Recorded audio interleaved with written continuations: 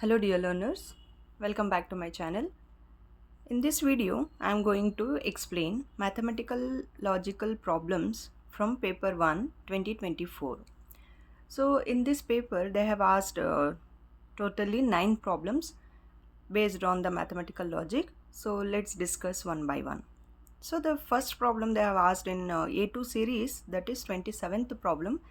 If the number 1, 2, 3, A, 4, B, this is the given number, is divisible by both 5 and 12, which of the following is the sum of A and B? So first of all, you have to find out the value of A and the value of B. Then you have to add those two numbers to get the correct option. These are all the options: 5, 6, 4 and 0. So before solving this number, you should be knowing what is the divisibility rule of 5 and 12. Look at here, 5 multiples. What are all the multiples of 5? 5, 10, 15, 20. You can observe here in these numbers, the unit place is either 5 or 0, right? In all the multiples of 5, you will be finding the unit place will be either 0 or 5, right? So the B value, the last number B value should be 0 or 5 because it's a multiple of 5. Okay. So substitute the value. Here we have got two values, no, for B, 0 or 5. And let's discuss about the 12.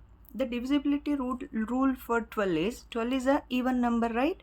So if it is a even number, the number should be even only. But here 5 is odd number, 0 is even number. So from these two values, we can easily choose B as 0. Okay.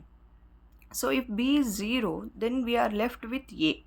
We have to find out the value of A. Substitute the value of B. You will be getting this number, right?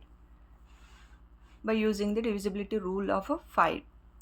Then a number is divisible by 3 and 4, then it is divisible by 12. This is the divisibility rule of 12 because 3 and 4 are the multiples of 12. 3 4s are 12, right? So this number, what we have got, 1, 2, 3, A, 4, 0, this is obviously divisible by 4 because the last two digits are multiples of 4, 40, right? Divisible by 3 means if the sum of digits of a number is divisible by 3, then it is divisible by 12. So you have to add these digits: 1 plus 2 plus 3 plus A plus 4 plus 0. Here A is unknown. Okay. So if you add these numbers, you will be getting 10 with this unknown number A as it is.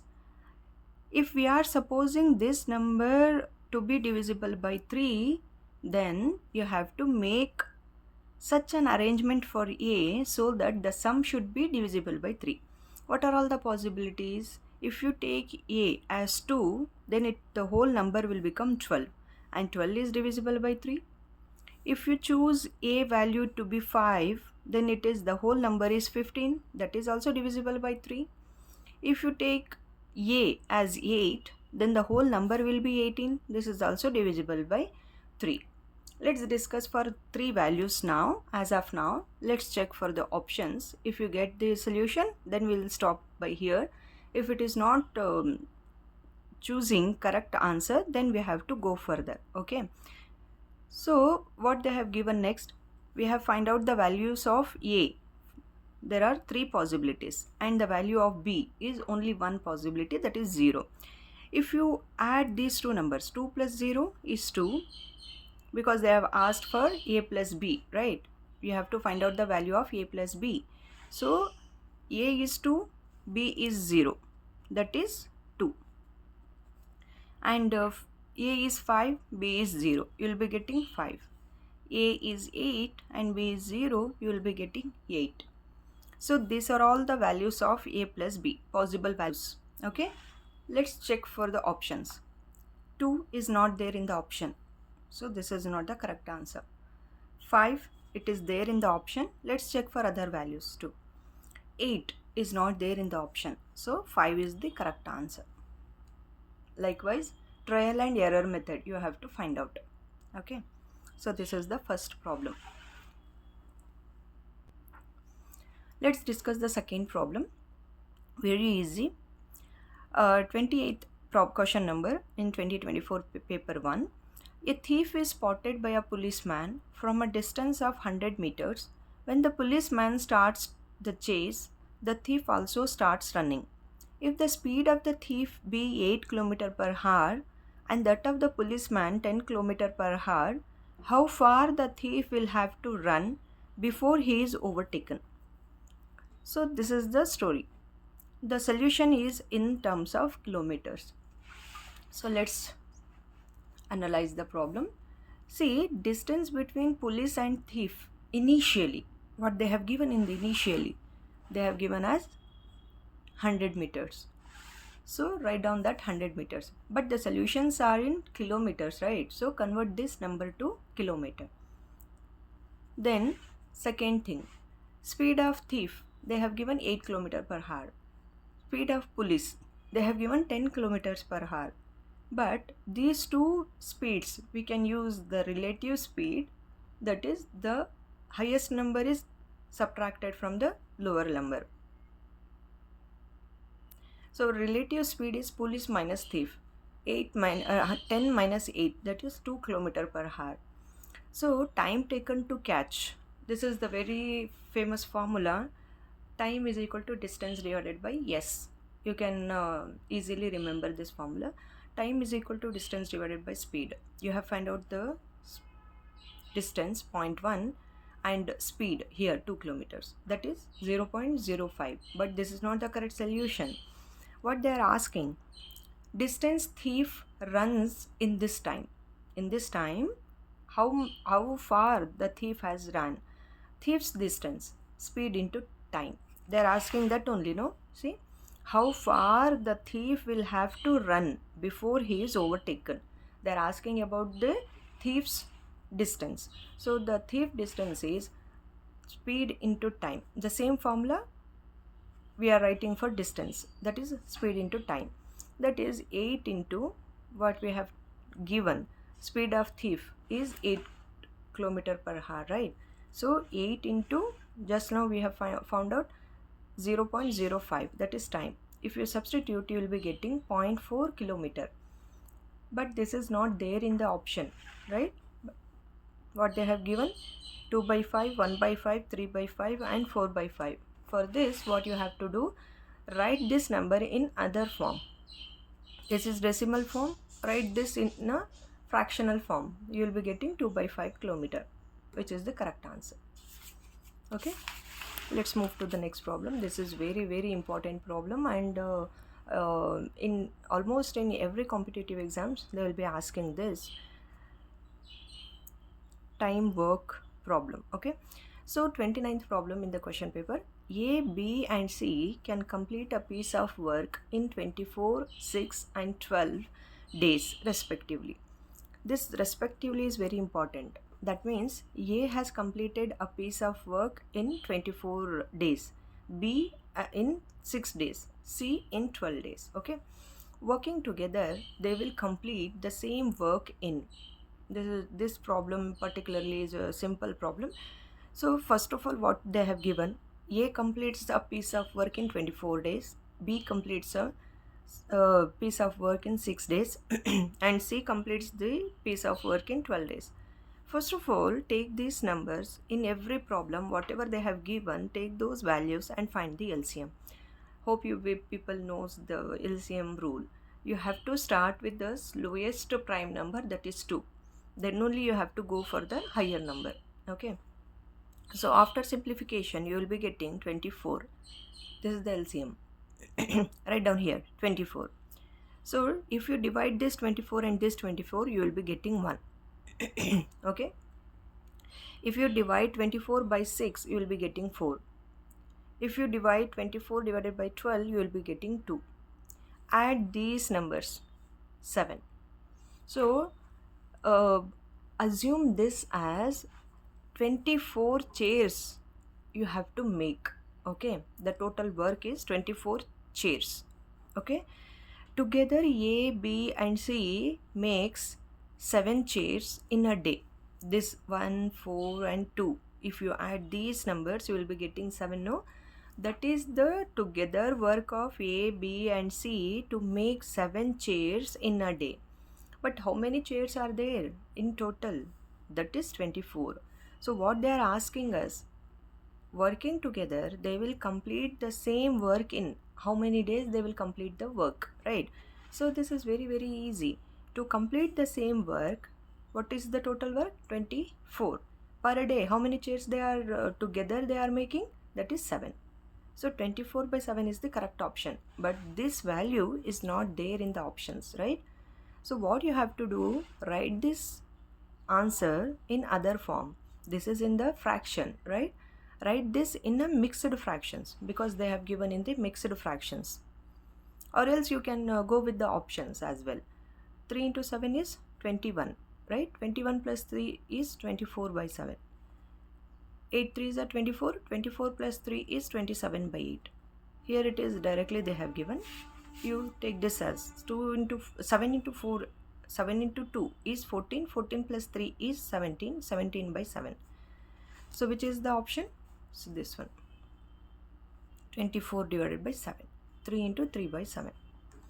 These many days they require to complete the work. If in other problems, if they ask separately how many chairs they are going to make out of 24 chairs per day, A makes 1 chair per day out of 24. B makes 4 chairs. From where you got this data? Here. After taking the LCM, if you divide that number from this 24, then you will be getting some numbers, no? This is the per day work of A, B and C separately. So you can find out further. Whatever they'll ask, you can simplify that solution and reach to the correct option by knowing these results. Okay, let's discuss the next problem. Answer the following question on the basis of the information given below. 8 persons, they have given 8 persons, P, Q, R, S, T, U, V, W are divided into 2 groups, namely G1 and G2. 8 persons they have given and 8 persons they have divided into G1 and G2 2 groups. And further what they have given of 4 persons each. In each group there should be only 4 persons. This is the concept they have given. Further, the following restrictions holds good. They have given a few sentences. Later they have asked for the options. These are all the options. So in this problem, let's start with the last line. See, before options, this is the last line. No? In some problem, you have to do this method to get the solution easily. If W and Q are in the group G1, then which of the following option is true? They have given a hint here. So write down W and Q in the G1 group. See, G1 and G2. There are 2 groups. And in the last sentence, they have given W and Q are in the same group G1. So write down W and Q in the G1. And come to the next last sentence. W and U cannot be in the same group. Already we have written W, right? So U should not be in the same group. Write down U in the next group, G2. Again, U cannot be in a group in which both R and S are present. See, U should not be in the group in which both R and S are present. So R and S must be in the G1 group. And they have also given in each group there should be only 4 members. So remaining all the initials or alphabets should be in the G2 group. So neither Q nor R can be in the group in which V is. So write down V in the second group. And also P must be in the same group in which T is. T and P. All the 4 alphabets in the second group. Now come to the options. R is in the group G2. Is it? No, R is in the group G1. So this is wrong option. U, V, P and T are in the group G2. Yes, U, V, T, P are in the G2. Correct option. S is in the group G2. No, S is in the G1. This is wrong. S and T are in group G1. S and T. No, S and T are in the opposite groups. So if you want, you can try this problem with the first sentence comes first, but it will take so much time. So you have to keep up the time. So better in some problems, first you go through the problem, you will get some idea, then you have to start from the last. Then only you will be reaching the correct solution in minimum time. That is the strategy. Okay. So this problem, see, statements and conclusion problem. They have given two statements. Some tins are round, some cups are round. So these are all the statements. And conclusions. What they have given the conclusion. Some tins are cups. First let's draw this. This is tin. Okay. What they are given. Some tins are round. We have taken here. You people should not confuse that. Tin, cup and round. These three are the words they are talking about. So tin, round and cup. Cups are round. Here they have given some, so I have taken this Venn diagram. Some cups are round, some tins are round. Okay, these two sentences. Some tins are cups. No, tin is here, cup is here. There is no interaction between these two. So this is not the correct option. All round things are either tins or cups. See, this is round. All round, no, all round things are either tins or cups. No, in between, see, only this part of the round is tin and cup, but this many part is left over. This is not tin or cup, this is round itself. Some tins are rectangle. No, they have not talking about this rectangular world. Some cups are flat. No, all are round only. So in this they are asking for the option only one follows. No, first one is the wrong option. Only 3 and 4 follow. No, only 3 and 4. No, both are wrong options. And the fourth one, all the conclusions follow. No, none of the conclusion follow. This is the correct option, because you have got all the four conclusions as wrong. So this is the method to reach out to the problem. And this is the traveling problem. See, 32nd problem. From a point S, Rohan walked 30 meters to the north. Let's draw. See, this is the picturization. I'll be drawing here just for your convenience by looking at the problem. See, from a point S, take this as S point. Okay, from a point S, Rohan walked 30 meters to the north. Hope you people will be knowing this is north, this is south, this is east and this is west. This is the starting position of Rohan. He is walking 30 meters to the north, right? Let this be 30 meter. Then turning to his right. If the person is standing here, this is the right and this is the left. This side is the right, and this is the left. Imagine yourself, you are standing here. Then turning to his right, walk 30 meters. You have to walk 30 meters here. He again turned to his right. If you are standing here, this is left and this is right? So here you have to walk 50 meters. 50 meters means you have to come down, because this is 30 only. No, this is 30. If you are supposing to walk 50 meters means here also you have to walk for 20 meters.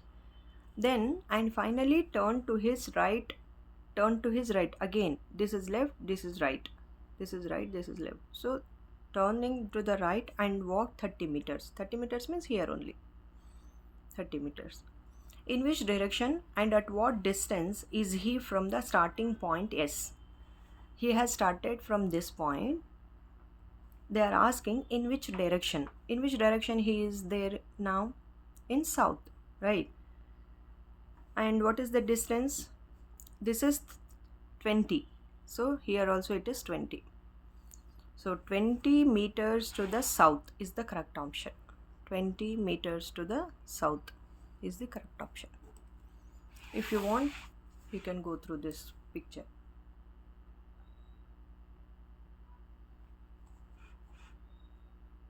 You have to imagine yourself and should take the correct turns. At that point, which is your right, which is your left, you should be knowing. Okay. Next, this is a ratio problem. The ratio of the ages of the father and the son at present is 19.5, 19 is to 5. This is not the age of the father and age of the son. They are giving the ages in the ratio. This is the ratio. Okay. So first you have to take father and son. See, if you take father is to son, hope you know the basic knowledge of ratio.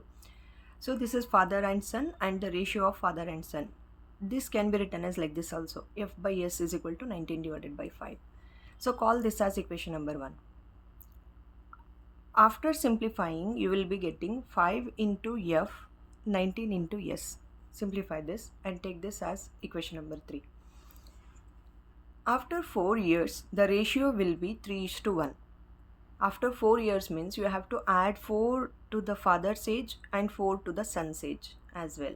So that the new ratio they have given as 3/1.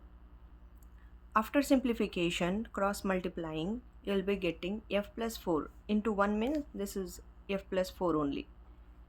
S plus 4 means into 3. You have to multiply 3S plus 12. Call this equation as equation number 4. So now you have got a new relation with F and S as 5F is equal to 19S and F plus 4 is equal to 3S plus 12. Solving these two equations, you will be getting S and F values. Solving 192 to get F and S. Solve these two. And multiply this equation with 4. See, 5F plus 20. See, to get the value of F or S, you have to make the coefficients of any of the unknown as same. Here it is F, here it is 5F. So multiply this equation with 4. Sorry, with 5. What you will be getting? 5F plus 20 is equal to 15F. Sorry. The whole equation, this equation should be multiplied by 5. 5F plus 20 is equal to 3 into 5 is 15s, 12 into 5 is 60. After simplification, this and 5F, substitute the value of 5F, that is 19s. Substitute the value 19s, remaining as it is. Yes, there are two values. Simplify those two, you will be getting 4s minus 40 is equal to 0.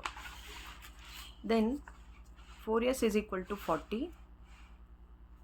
S is equal to 40 divided by 4, which is 10. So the son's age is 10. Okay. From any of the question, any of the equation here, any of the equation, substitute the value of S. You will be getting 5F is equal to 19S. Substitute the value of S as 10. After simplification, you will be getting F as 38. But they are not asking us what is the age of the father and the son. What is the sum of the present ages of the father and son they are asking. So in this question paper, in most of the questions they are not asking the direct answer. They are coded in some other words and they are asking the option. So you have got the father's age as 38 and son's age as 10. You have to add these two values to get the correct option, that is father plus S is equal to 48. If you add those two values, you will be getting 48. So this is the correct option. You have to mark the correct option as 48. So this is the concept. Okay. Let's move to the next problem. Here, some signs used in mathematics are replaced by different symbols as follows. This greater than stands for divisibility. This cap is multiplication. This less than stands for addition. This power cap is stands for subtraction, and addition is stands for is equal to, greater than is stands for greater than, and less than is for less than. So this is not they have not changed that. Choose the correct answer from the following options given below. See, they have given some identity here. First of all, you how to approach this problem. First of all, write down the digits what they have given: 8, 2, 6, 5, 2 and 6.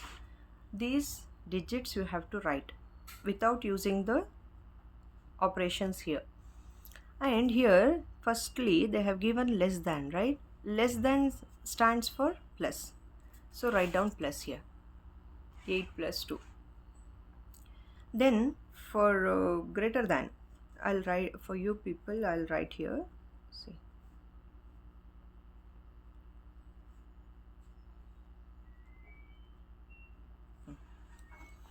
So here they have given 8 and less than is addition. 2 write down as it is. This cap is subtraction. 6 write down as it is. Addition they have taken as is equal to.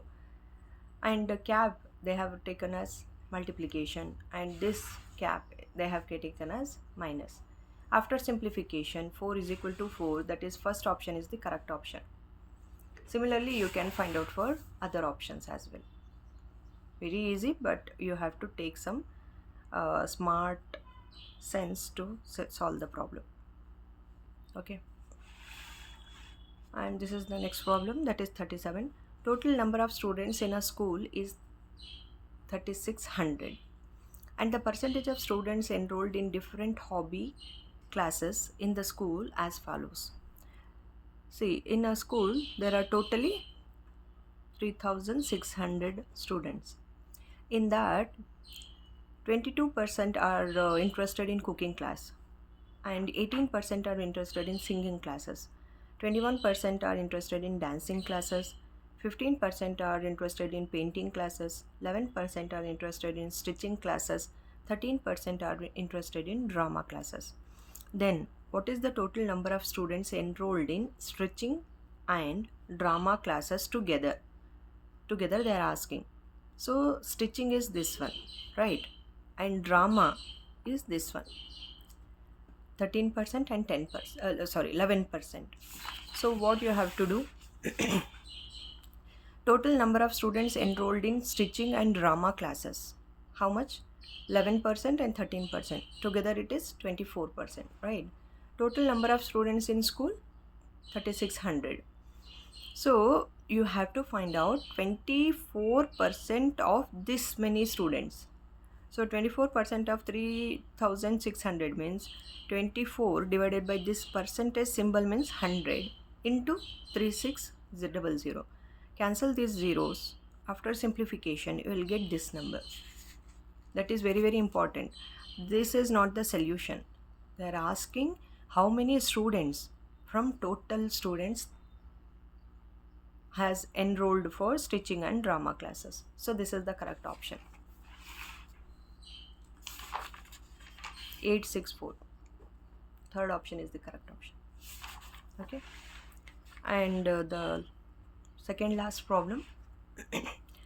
In tossing an unbalanced coin, the probability of getting a head is 2 times the probability of getting a tail. Then which of the following is true? The probability problem will be very much easier if you understand the question properly. See, head is 2 times the probability of getting a tail, right?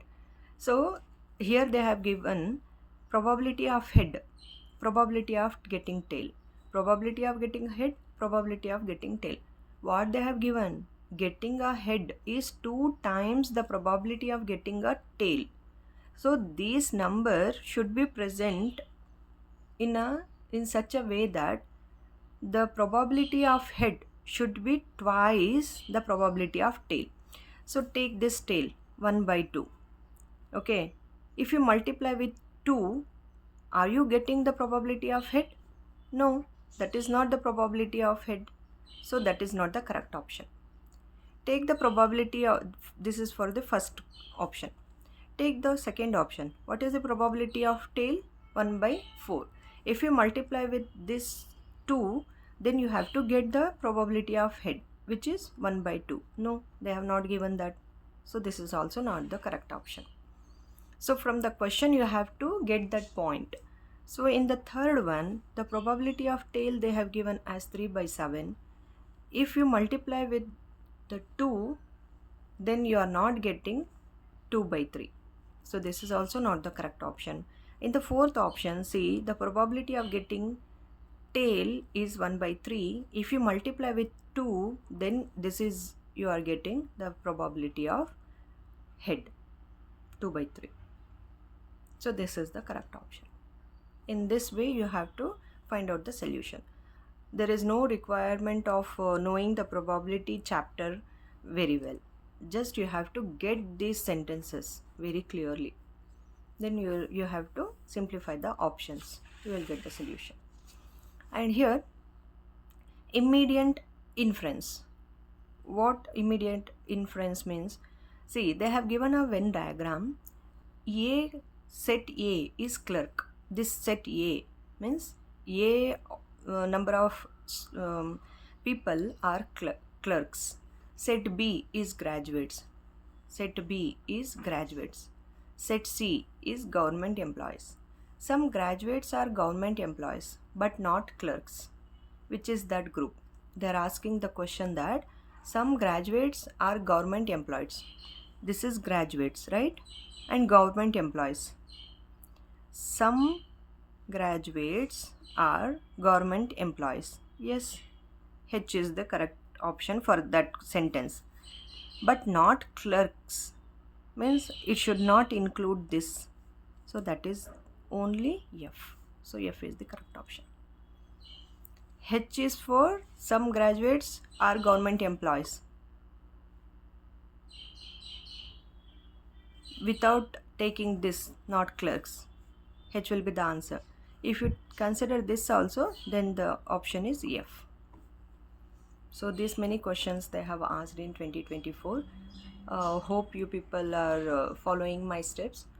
If you have any doubt, please comment below. I'll reply to those questions. And wish you all the best, dear students. In next video, I'm planning to come up with some other interesting topics. So stay tuned and subscribe to my channel, share with your friends, and happy learning.